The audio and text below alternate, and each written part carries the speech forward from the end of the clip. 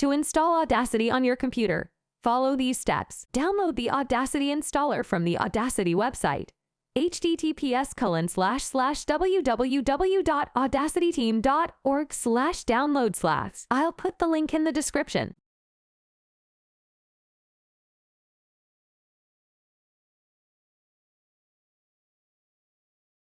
Double-click the downloaded installer file to begin the installation process. Follow the prompts to install Audacity on your computer. Once the installation is complete, you can launch Audacity from your Start menu or desktop. Audacity will automatically check for updates when it is launched. If an update is available, it will prompt you to install it. It is recommended to keep Audacity up to date to take advantage of the latest features and bug fixes. Note: Audacity requires a compatible audio device such as a microphone or sound card to record and play audio. Make sure that your audio device is properly configured and working before using Audacity.